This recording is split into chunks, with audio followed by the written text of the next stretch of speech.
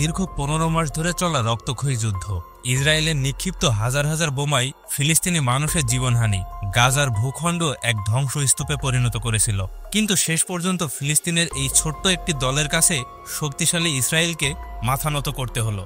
এমনটা হওয়ার কারণ কি?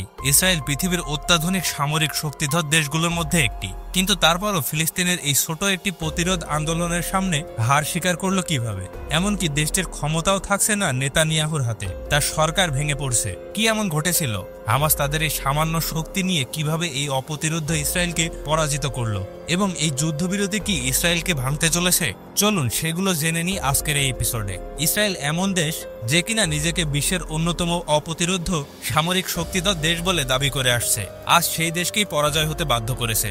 দীর্ঘ 15 মাস রক্তক্ষয়ী যুদ্ধের বিনিময়ে গাজার প্রতিরোধের সামনে ইসরায়েল পরাজিত হয়েছে। ইসরায়েল ধ্বংসস্তূপে পরিণত করেছিল যে গাজা ভূখণ্ডকে, সেই গাজায় তাদের জন্য লজ্জার প্রতীক হয়ে উঠেছে। চুক্তি অনুসারে ইসরায়েল ধাপে ধাপে তাদের সেনা ফিরিয়ে নেবে।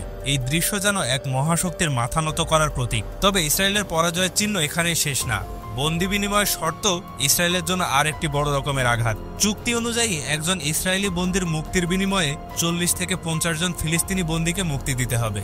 মুক্তিপ্রাপ্তদের মধ্যে এমন অনেক সাহসী যোদ্ধা থাকবেন যারা বহু বছর ধরে ইসরায়েলের কারাগারে বন্দী ছিলেন। অন্ধকার কারাগারে স্বাধীনতার দিন গুনছিলেন ফিলিস্তিনিরা। তাদের মুক্তি যেন আগামী প্রজন্মকে সংগ্রামে এক নতুন সাহস যোগাবে। ইসরায়েলের জন্য এই চুক্তি যেন খুবই অপমানজনক হয়ে দাঁড়িয়েছে। যুদ্ধক্ষেত্রে পরাজিত হয়ে বিশ্বমঞ্চে আলোচিত হতে হয়েছে, আর অবশেষে তাদের হামাসের সাথে চুক্তিতে আসতে বাধ্য হতে হয়েছে। এই চুক্তি বাস্তবায়নের প্রতিটা ধাপ ইসরায়েলের জন্য লজ্জার এক নতুন অধ্যায় হয়ে থাকবে।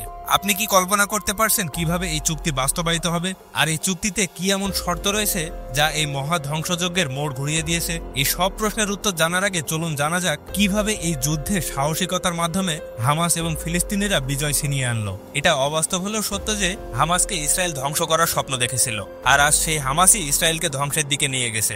অবশেষে ইসরায়েলকে পরাজিত করেছে। ফিলিস্তিনিরা প্রমাণ করেছে আধুনিক অস্ত্রের অভাব থাকলেও সাহস, একতা এবং জনগণের সমর্থন দিয়ে কেবল যুদ্ধক্ষেত্র না, পুরো রাজনৈতিক মঞ্চ জয় করা সম্ভব। এই জয় ফিলিস্তিনের জন্য একটি নতুন অধ্যায়ের সূচনা। এই বিজয়ের মাধ্যমে হামাসের জনপ্রিয়তা ফিলিস্তিনিদের মধ্যে আকাশ ছোঁয়ার মতো হয়ে উঠেছে। ফিলিস্তিনিরা এখন এই যুদ্ধকে নিজেদের অস্তিত্ব এবং স্বাধীনতার প্রতীক হিসেবে দেখছে। চুক্তি অনুসারে ইসরায়েল তাদের দখলকৃত গাজা অঞ্চল থেকে ধাপে ধাপে সেনা ফিরিয়ে নেবে। গাজার পুনর্গঠনের জন্য আন্তর্জাতিক সম্প্রদায়ের সহযোগিতার কাজ শুরু হবে। ফিলিস্তিনের বিধ্বস্ত ঘরবাড়ি, স্কুল, হাসপাতাল পুনর্নির্মাণ করা হবে। এই পুনর্গঠন শুধু অবকাঠামো নয়, এবং তাদের ভবিষ্যৎ স্বাধীনতার ভিত্তি পুনর্গঠনের এক অন্যতম ভিত্তি হয়ে উঠবে। এখন প্রশ্ন হলো এই চুক্তিতে কি কি আছে এবং সেগুলো কিভাবে বাস্তবায়িত হবে। মূলত 42 দিনের এই যুদ্ধবিরতিতে ইসরায়েল ধাপে ধাপে গাজা থেকে তাদের সেনা প্রত্যাহার করবে। ঘর ছাড়া ফিলিস্তিনিদের জন্য এই যুদ্ধবিরতি হবে ঘরে ফেরার এক নতুন সুযোগ। দ্বিতীয়ত, জিম্মি মুক্তি। এই ধাপে হামাস 33 জন ইসরায়েলি জিম্মিকে মুক্তি দেবে, আর এই জিম্মিদের মধ্যে থাকবে নারী, শিশু এবং 50 বছরের ঊর্ধ্বে থাকা পুরুষেরা। ইসরায়েল প্রতিটা জিম্মির বদলে মুক্তি দেবে 30 জন ফিলিস্তিনি বন্দীকে। দাবি করা হয়েছে 2023 সালের অক্টোবর থেকে যে সমস্ত ফিলিস্তিনি নারী এবং 19 বছরের নিচে থাকা শিশুদের আটক করা হয়েছে তাদের মুক্তি। দ্বিতীয়ত, মানবিক সহায়তা হিসেবে প্রতিদিন গাজায় প্রবেশ করবে 600 ট্রাক ত্রাণ সামগ্রী। প্রথম ধাপে 16 দিনের মধ্যে শুরু হবে পরবর্তী আলোচনা। সেখানে অস্থায়ী যুদ্ধবিরতির প্রস্তাব এবং অবশিষ্ট জিম্মিদের মুক্তির জন্য আলোচনা করা হবে। দ্বিতীয় ধাপে গাজার পুনর্গঠনের কাজ শুরু হবে, এবং সবচেয়ে গুরুত্বপূর্ণ বিষয়, অবশিষ্ট মৃত দেহগুলো ফিরিয়ে আনা হবে। এই চুক্তি শুধু প্রতিরোধের বিজয় না, এটা প্রতিটা ফিলিস্তিনিদের জন্য নতুন করে ঘুরে দাঁড়ানোর প্রতিশ্রুতি। এখন হয়তো আপনার মনে প্রশ্ন আসছে, এই চুক্তি কিভাবে হামাসের বিজয় হিসেবে গণ্য হতে পারে? কারণ বাস্তবতা হলো প্রায় 45 থেকে 50 হাজার ফিলিস্তিনি প্রাণ হারিয়েছে এবং পুরো গাজা ধ্বংস হয়ে গেছে। কিন্তু মনে রাখতে হবে, যুদ্ধের জয় পরাজয় কখনো কে কতজন মারলো তার উপরে নির্ভর করে না, বরং যুদ্ধক্ষেত্রে যে দল তাদের নির্ধারিত লক্ষ্য পূরণ করতে পারে প্রকৃতপক্ষে সেই দলই বিজয়।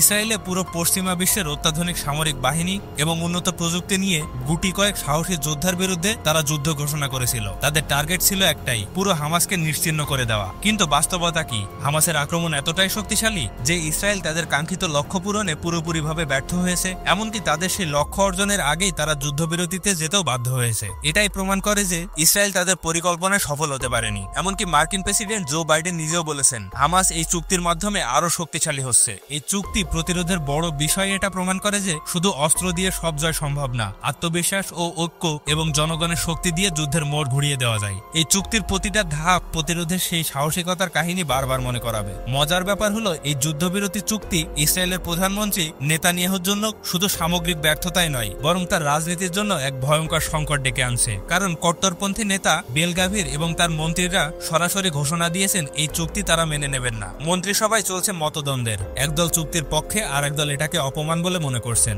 এই বিভাজন নেতানিয়াহুর নেতৃত্বকে দুর্বল করে দিয়েছে। নেতানিয়াহু যেন দুই পক্ষের মাঝখানে আটকে গেছে। এই চুক্তি তার জন্য আরেকটা অপমানের অধ্যায় হয়ে থাকবে। তবে প্রশ্ন থেকে যায়, এই যুদ্ধবিরতি কি সত্যি দীর্ঘস্থায়ী, নাকি এটা ইসরায়েলের নতুন কোনো ষড়যন্ত্রের ছায়া? ইতিহাসের পাতা থেকে ফিলিস্তিনিদের বিজয়ের কথা বলবে, নাকি এই শান্তি আবারও রক্তক্ষয়ী সংঘাতে রূপ নেবে? এগুলো সব সময়ই বলে দেবে। আপনার কি মনে হয়? আজকে এই পর্যন্তই, দেখা হবে আরেকটি লজিক্যাল এপিসোড নিয়ে। ততক্ষণ পর্যন্ত ভালো থাকবেন, সুস্থ থাকবেন, আর এমন সব অজানা রহস্য জানতে আমাদের চ্যানেলটি সাবস্ক্রাইব করুন। ধন্যবাদ।